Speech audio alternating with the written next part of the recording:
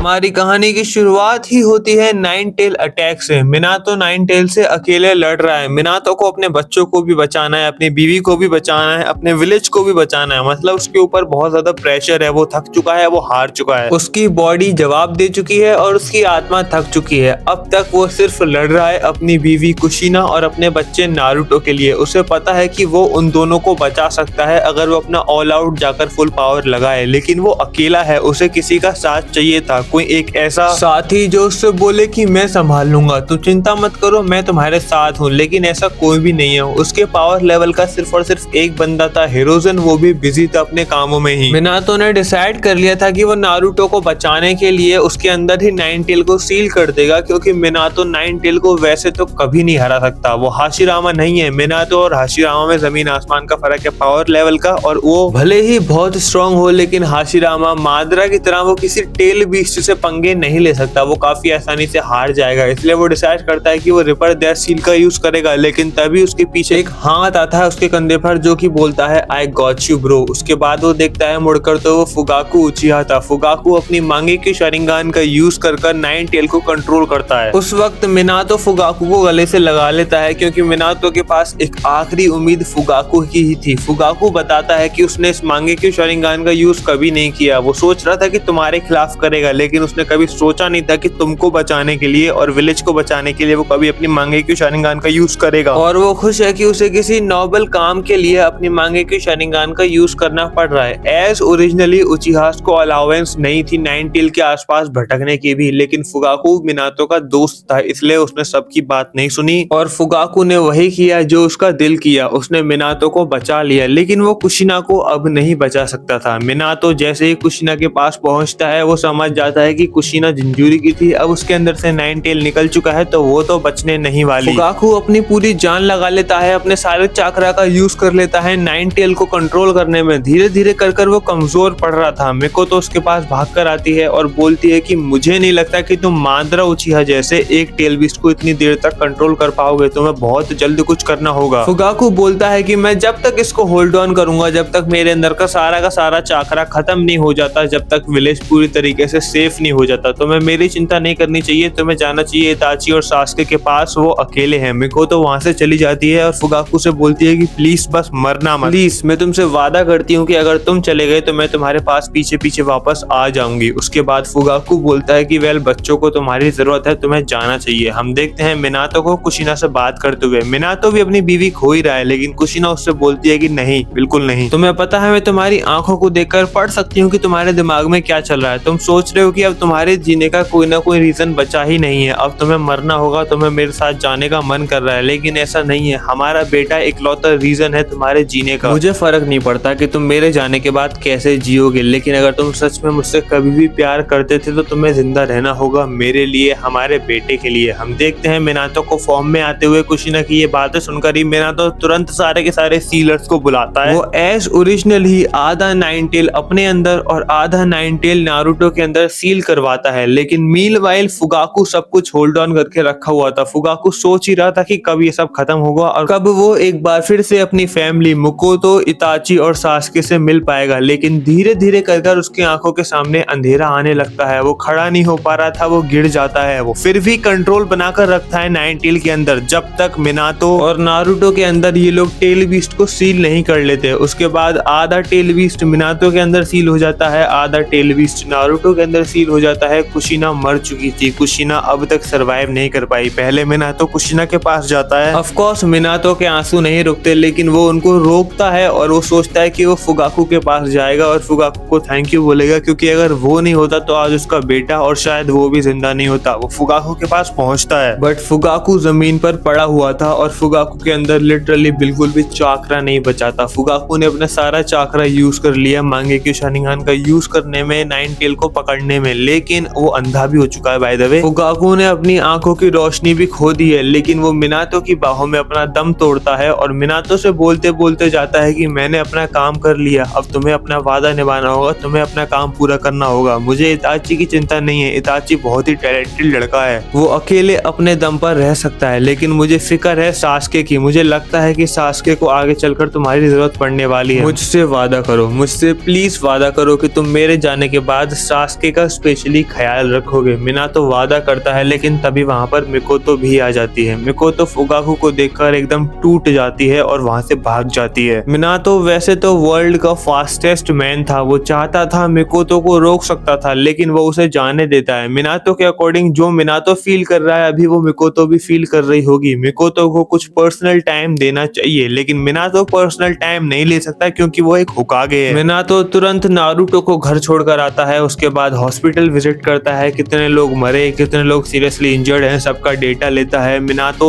इताची और सास्के से भी मिलता है। इताची थोड़ा बड़ा हो चुका था, इसलिए इताची को जिम्मेदारी देता है कि जब तक वो वापस ना आए तब तक नारुतो और सास्के का ख्याल इताची को रखना होगा। इताची काफी आसानी से हाँ कर देता है। मिनातो काकाशी को जिम्मेदारी देता है डेड बॉडी कलेक्ट करने का, मतलब सारी की सारी डेड बॉडीज को नोहा में वापस लाने का, ताकि सुबह उनका अच्छे से फ्यूनरल हो सके और उनको रिस्पेक्ट पे करी जा सके। और वो काकाशी से ये भी बोलता है कि तुरंत जाकर मिकोतो को ढूंढो और मिकोतो से बोलना कि इताची को उसकी जरूरत है। इताची उसको याद कर रहा था। इताची काफी ज्यादा परेशान है। वो बच्चा बहुत स्ट्रांग है, वो रोया नहीं था, लेकिन उसे पता नहीं कि उसका बाप नहीं रहा और उसकी माँ भी मिसिंग है। जल्द से जल्द उसकी माँ को ढूंढो। अगर इताची ने मुझसे पूछा कि मेरे माँ बाप कहाँ पर हैं, तो शायद मैं जवाब ना दे पाऊँ, मैं टूट जाऊंगा। तब तुरंत जाओ और मिकोतो को ढूंढो और फुगाकू की डेड बॉडी लाओ, हम सुबह देखेंगे। लेकिन जैसे ही काकाशी सुबह पहुंचता है मिनातो के पास, मिनातो रात भर सोया नहीं था, सिर्फ और सिर्फ काम ही कर रहा था। और काम कंप्लीट होने के बाद वो काकाशी का इंतजार कर रहा था, क्योंकि उसे मिकोतो को अपनी आंखों से देखना है। लेकिन काकाशी एक बार फिर से बैड न्यूज के साथ ही आता है। काकाशी बोलता है कि मिकोतो ने अपने आप को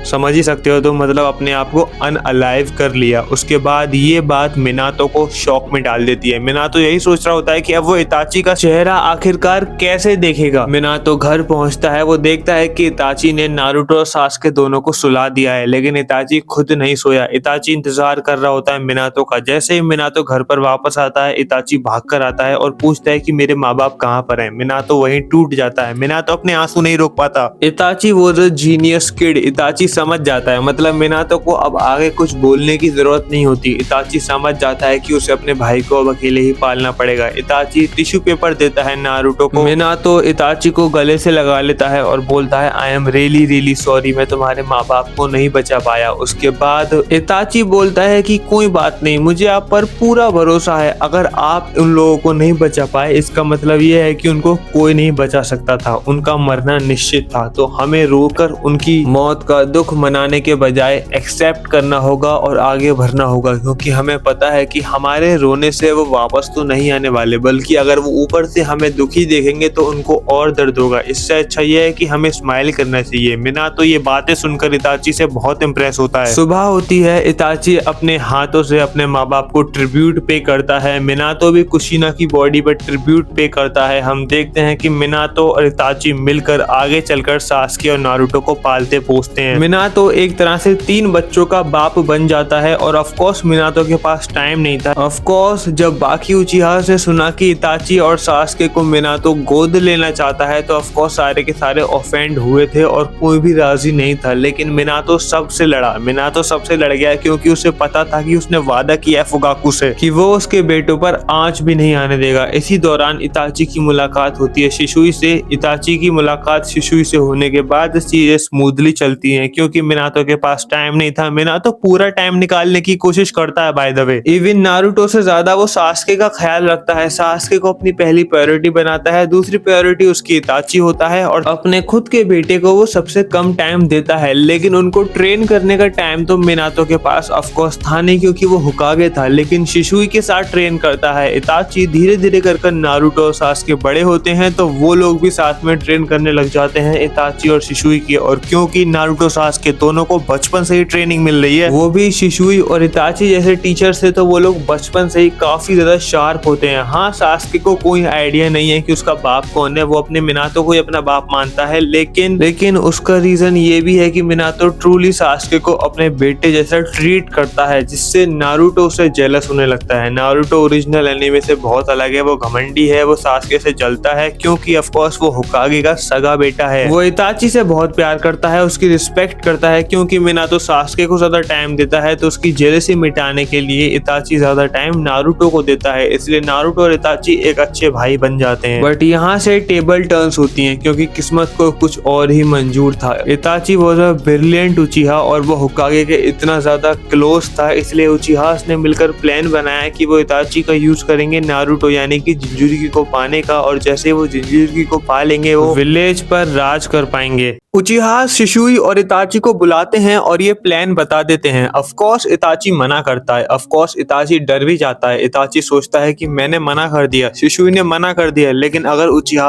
अपनी पर आ गए और खुद सारा मामला अपने हाथों में ले लिया तो दिक्कत हो जाएगी। इसलिए अभी के लिए शिशुई और इताची बोलते हैं कि ठीक है, हमें कुछ दिनों का टाइम दो, हम करते हैं प्रबंध। उसके बाद हम देखते हैं कि शिशुई इताची को एडवाइस देता है कि हमें मिनातो के पास जाना चाहिए और इताची वही करता है। इताची भागकर जाता है मिनातो के पास और उसे सब कुछ बता देता है। जैसे ये बात मिनातो सुनता है, मिनातो परेशान हो जाता है। मिनातो हिरोजन, डांजो और एल्डर्स के साथ करता है मीटिंग, जिसमें डांजो ने साफ साफ बोल दिया था कि अगर ऐसी बात है तो हम भी उचिहा को नहीं छोड़ेंगे, हम भी वार करेंगे, उससे पहले वो हम पर वार करें। हिरोजन के पास कोई ओपिनियन नहीं था। हिरोजन बोलता है कि मैं थक चुका हूँ लड़ लड़ कर, और हाँ, मैंने बहुत दिनों तक ये विलेज संभाल लिया, अब मेरे अंदर ताकत नहीं बची है। मैं तुम्हें एडवाइस दूंगा कि जो करना है तुम्हें करो, बस विलेज को कुछ नहीं होना चाहिए। मेरे मास्टर तोबिरामा ने और उनके भाई हाशिरामा ने मिलकर ये विलेज बनाया था और हमने बहुत सारी कुर्बानियां दे दी, अब इस कोनोहा को खोना हम अफोर्ड नहीं कर सकते। मिनातो इताची से बोलता है कि तुमने अपनी लॉयल्टी प्रूव कर ली, हमें सब कुछ सच बताकर, तुम कोई भी गलत कदम मत उठाना, मैं सुबह तुमसे बात करता हूँ। उसके बाद मिनातो इताची को घर लेकर चला जाता है। हम देखते हैं कि इताची को वो सोने को बोलता है, मिनातो खुद सो जाता है, लेकिन जब मिनातो आधी रात को उठता है तो वो देखता है कि इताची वहाँ से गायब है। मिनातो डर जाता है, भागकर जाता है बाहर, तो वो देखता है कि इताची के खून में हाथ रंगे हुए हैं। इसका मतलब ये है कि इताची ने सभी के सभी उचिहा को मार दिया। तभी वहाँ पर ओबितो भी आ जाता है। ओबितो इताची से बोलता है क्या तुम फ्री हो गए, लेकिन मिनातो जैसे ही ओबितो को देखता है ओबितो पर अटैक कर देता है, लेकिन उसके बीच में इताची आ जाता है। मिनातो इताची पर चिल्लाकर बोलता है कि तुम इसको बचा रहे हो, यही जिम्मेदार था तुम्हारे पेरेंट्स की डेथ का, यही जिम्मेदार था कुशिना की डेथ का, इसी की वजह से तुम और सासके अनाथ हुए हो। लेकिन फिर इताची बोलता है कि ये नहीं, आप जिम्मेदार थे मेरे पेरेंट्स की डेथ का, आपने मारा है मेरे पेरेंट्स को, आपको बचाते हुए मेरे पेरेंट्स मर गए थे। मिनातो जैसे ही ये सुनता है, मिनातो के अंदर गुस्सा बहुत था, लेकिन मिनातो अपना सारा गुस्सा चबा जाता है और गटक लेता है, जिसके बाद इताची और ओबितो वहां से भाग जाते हैं। अगर मिनातो चाहता तो उस टाइम पर इताची ओबितो दोनों को मार सकता था जान से, लेकिन उसने ऐसा नहीं किया बिकॉज ओबितो का पता नहीं मिनातो के अंदर इताची को मारने का तो दम नहीं था। उसके बाद जैसे ही सुबह होती है सबको पता लगता है सास्के के ऊपर सबसे ज्यादा बीतती है और मिनातो को सब लोग हेट करते हैं कि अगर इताची उसके सामने था तो इताची को उसने रोका क्यों नहीं, इताची को उसने मारा क्यों नहीं। लेकिन मिनातो यही जवाब देता है कि इताची बहुत स्ट्रॉन्ग था, इताची उससे भी स्ट्रॉन्ग था, वो उसको नहीं मार सकता था। सबको पता है कि मिनातो इताची से ज्यादा स्ट्रॉन्ग था, लेकिन इताची को मिनातो मारना नहीं चाहता था, इसलिए उसे कुछ ना कुछ बहाना तो बनाना ही था। हम देखते हैं सास्के और मिनातो को, सास्के के और भी करीब आ जाता है मिनातो और नारुतो से और भी दूर चला जाता है। टाइम बीतता है, मिनातो सास्के पर कुछ ज्यादा ही ध्यान देने लगा है क्योंकि अब वो बिल्कुल अकेला पड़ चुका है, लेकिन नारुतो को वो भूल गया और ये बात इसलिए नारुतो को बिल्कुल पसंद नहीं, इसलिए वो सास्के और इताची दोनों से और भी ज्यादा हेट करने लगा है। नारुतो के पास उसके फादर प्रेजेंट होने के बावजूद प्रेजेंट नहीं थे। हम देखते हैं कि सास्के के अंदर इताची के लिए नफरत और भी ज्यादा बढ़ जाती है और उस नफरत से डील करने मिनातो बुलाता है जिराया को, क्योंकि उसे पता था कि जिराया से बेटर टीचर कोई नहीं है इस दुनिया में। जिराया विलेज में आता है। वैसे मिनातो ने नारुतो और सास्के दोनों को ट्रेन करने के लिए बुलाया था, लेकिन जिराया को नारुतो बिल्कुल पसंद नहीं आता। जैसा मैंने कहा, नारुतो ओरिजिनल एनिमे से बिल्कुल अलग है, वो घमंडी है, वो सास्के को बिल्कुल पसंद नहीं करता और वो जिराया से भी रूडली बिहेव करता है। और ये बात जैसे ही मिनातो को पता लगती है, मिनातो पनिशमेंट के तौर पर नारुतो को अकेला छोड़ देता है। जिराया को लगता है कि सास्के ही उसका चाइल्ड ऑफ प्रोफेसी है, इसलिए वो उसको ना सिर्फ एक बेहतर शिनोबी बनाता है बल्कि एक बेहतर इंसान भी बनाता है। वो बिल्कुल उसकी थॉरफिन वाली ट्रांसफॉर्मेशन कर लेता है कुछ ही सालों में। सास्के के साथ टाइम स्पेंड करने के बाद उस पर क्या बीती है ये सुनने के बाद जिराया उसे पूरा ट्रांसफॉर्म कर लेता है कुछ ही सालों में, उसे बिल्कुल थॉरफिन वाली ट्रांसफॉर्मेशन देता है। सास्के बिल्कुल बदल जाता है। सास्के को अब इताची से रिवेंज नहीं लेना। सास्के भी like I have no enemies. Sasuke Orochimaru के पास भी नहीं जा सकता था क्योंकि जब ओरोचिमारू ने कोनोहा पर अटैक किया था चूनन एग्जाम्स के बाद, तब वो मिनातो से भिड़ गया था और मिनातो ने लिटरली चुटकियों में ओरोचिमारू को हराकर कोनोहा को काफी आसानी से बचा लिया था। उसने गारा को भी हरा दिया था। वैसे सारी चीजें तुम्हें लग रहा होगा कि पॉजिटिव डायरेक्शन में जा रही हैं, लेकिन सिर्फ और सिर्फ सिर्फ एक नारुतो है जिसके लिए चीजें पॉजिटिव डायरेक्शन में नहीं जा रही। उसके फादर ने उसे अकेला छोड़ दिया, जिराया उसे ट्रेन नहीं कर रहा, सिर्फ और सिर्फ वो अपने दम पर ट्रेनिंग कर रहा है और कहीं ना कहीं वो स्टिल सास्के से हेट करता है। वेल अकात्सुकी का खतरा धीरे धीरे कर बढ़ रहा था। अकात्सुकी ने ऑलमोस्ट सारे के सारे जिंजुरिकीस को पकड़ लिया था, इंक्लूडिंग गारा को भी। सास्के इताची को मारने तो गया नहीं, लेकिन एज ओरिजिनल ही जिराया पेन को मारने गया था और एज ओरिजिनली वो वापस लौटकर नहीं आया। मिनातो और सास्के दोनों टूट जाते हैं। हाँ, नारुतो को ज्यादा फर्क नहीं पड़ता इस टाइमलाइन में और सास्के को ही वो लोग भेजते हैं सेज मोड सीखने जिराया की रिक्वेस्ट पर, क्योंकि जिराया के अकॉर्डिंग सास्के है उसका चाइल्ड ऑफ प्रोफेसी। जब सास्के सेज मोड सीखने गया था तब मिनातो नारुतो को बुलाता है और इनके बीच होती है एनिमल वाली कॉन्वर्सेशन। मतलब वही नारुतो यही बोलता है कि you deserve better son dad, आपका मेरे से एक बेटर सन होना चाहिए। मिनातो भी एक्सेप्ट करता है कि I failed as a father, मैंने तुम पर कभी ध्यान नहीं दिया, मुझे बचपन पर तुम पर भी ध्यान देना चाहिए। इताची और सास्के को संभालने में मैं इतना पागल हो गया कि मैं अपने बेटे को ही भूल गया। अब नारुतो और सास्के यहाँ से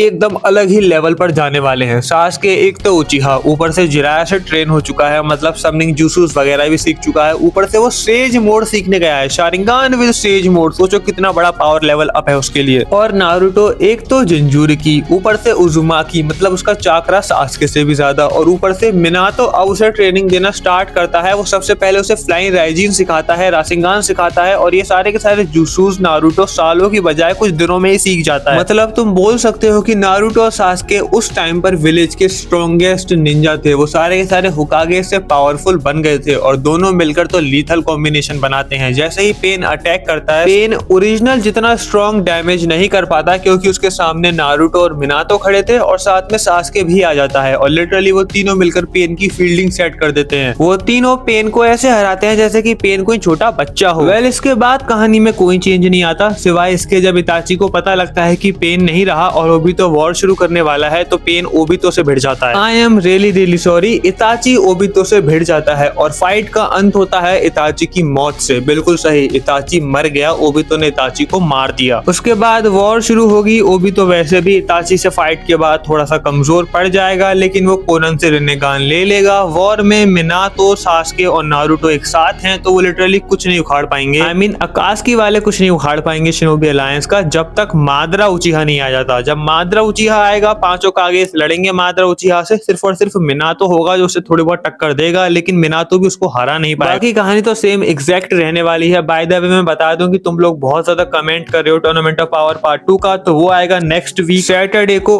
और जुजुत्सु काइसन एक्स नारुतो का जो स्पेशल था, मतलब नारुतो इन जुजुत्सु काइसन, वो आएगा उसके संडे को। मतलब back to back most demanded episode deliver होने वाले हैं नेक्स्ट वीक। अगर आपको वीडियो पसंद आई थोड़ी सी भी तो लाइक करना मत भूलना, चैनल को सब्सक्राइब करो। अब तो तुम्हारा भाई फिर से कंसिस्टेंट हो गया, मुझे 1 लाख सब्सक्राइबर सेट करने, साल खत्म होने से पहले कुछ भी हो जाए। मिलता हूँ आपसे अगली वीडियो में, तब तक के लिए लव यू, सायोनारा।